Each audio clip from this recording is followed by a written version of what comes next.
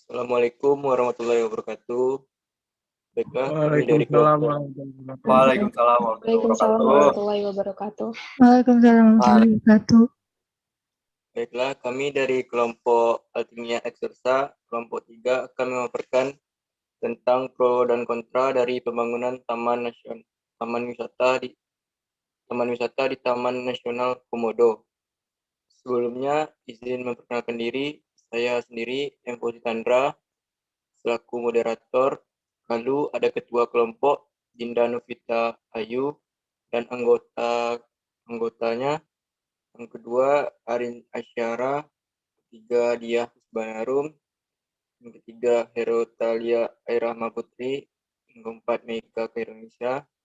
Kelima, Emposi Tandra selaku moderator. Yang keenam, Muhammad Ilmi Fakhruddin Usman. Ketujuh, Muhammad Raya Prayogi. Yang kedelapan, Robi Falevi. Yang sembilan, Serina Ratna Novita Dewi. Baiklah, langsung ke materi. Materi akan dibacakan oleh Robi Falevi. Pada Robi, silakan. Permasalahan pembangunan taman wisata di Taman Nasional Komodo. Yang pertama, data yang kurang lengkap. Yang kedua, pelibatan masyarakat. Yang ketiga, penolakan warga. Yang keempat, komunikasi yang efektif.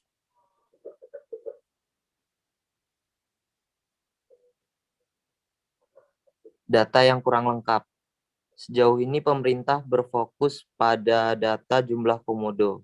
Hal ini dapat dipahami karena komodo merupakan spesies ikon yang menjadi pusat perhatian dalam isu pembangunan. Namun pemerintah perlu mempertimbangkan dampak pembangunan terhadap spesies lain maupun ekosistem pulau.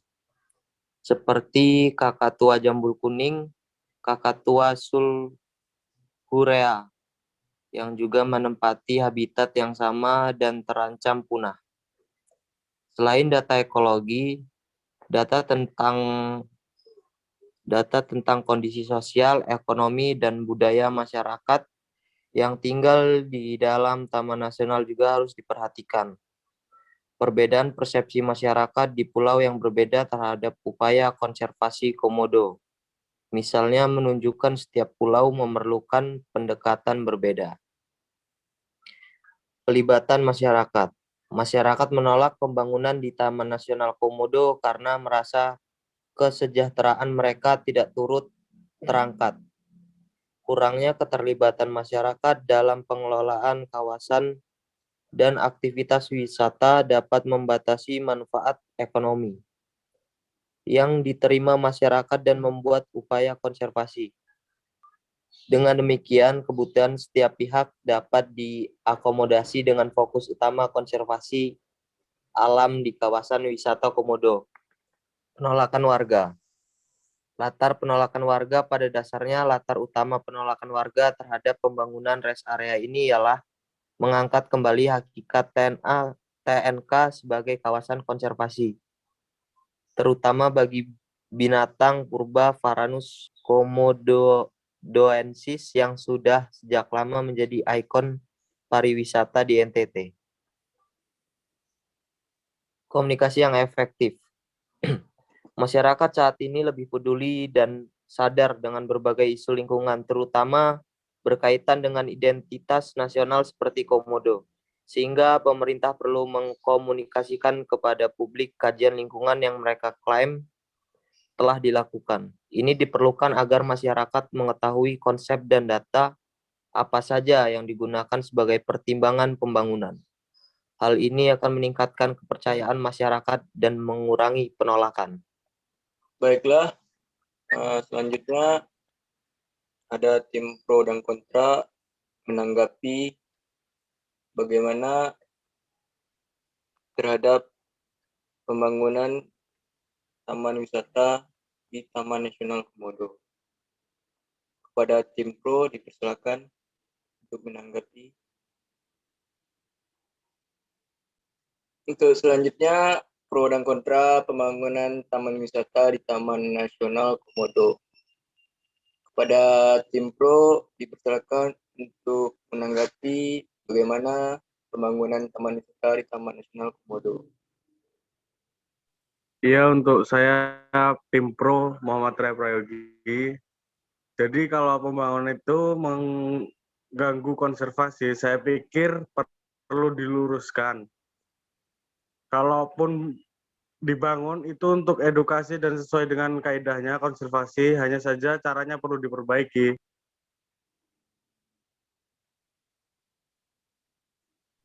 Menurut saya juga, saya dari tim Pro, nama saya Herotalia Rema Putri. Menurut saya, pembangunan di Taman Wisata di Taman Nasional Komodo itu sangat berperan penting dalam pemasukan negara.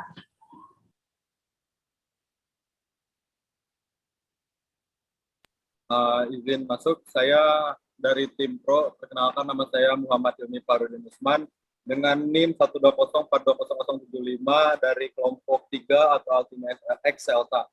Nah, untuk pembangunan taman wisata di Taman Nasional Komodo ini menurut saya sangat bagus karena selain kita bisa menambah wawasan edukasi kepada turis, kita juga bisa menambah devisa negara juga. Karena bagaimanapun juga itu kan kita bisa menarik wisatawan gitu kan.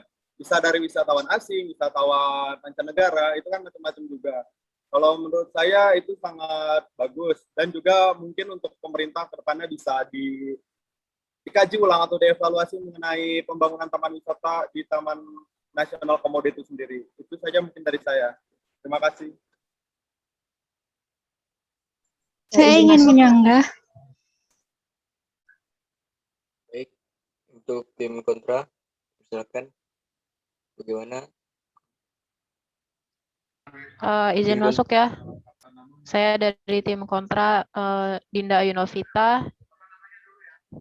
Di sini saya menyanggah bahwasannya apakah yakin dari tim pro tadi bahwasannya tiap-tiap masyarakat atau turis-turis yang datang itu mampu ikut serta dalam membangun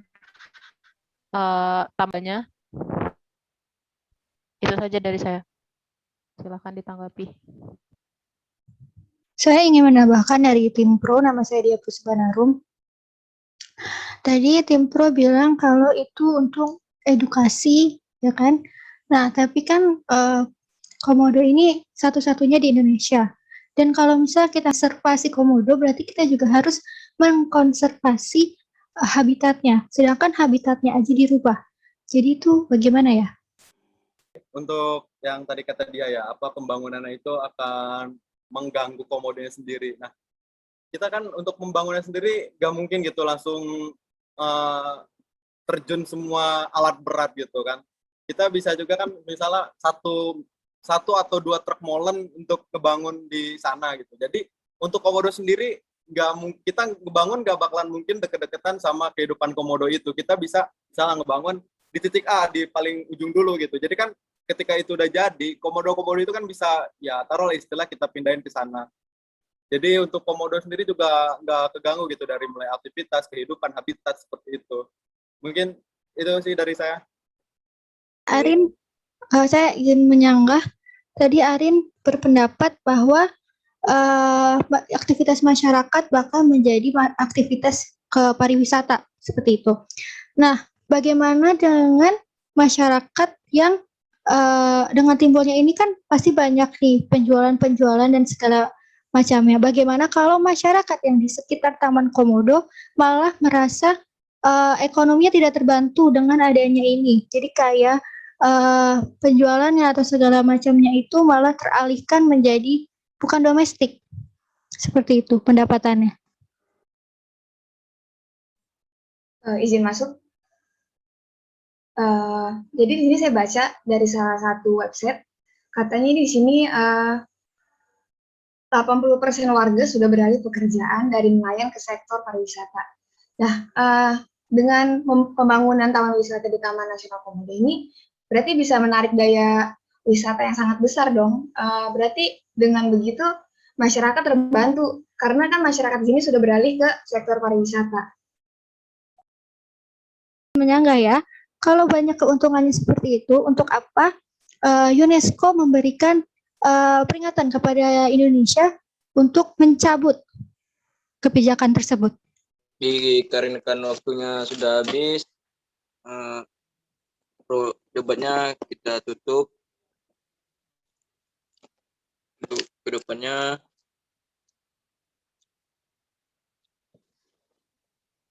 saya selaku moderator, apabila ada salah kata, mohon maaf. Saya sudahi. Wabillahi taufiq wal hidayah. Wassalamualaikum warahmatullahi wabarakatuh.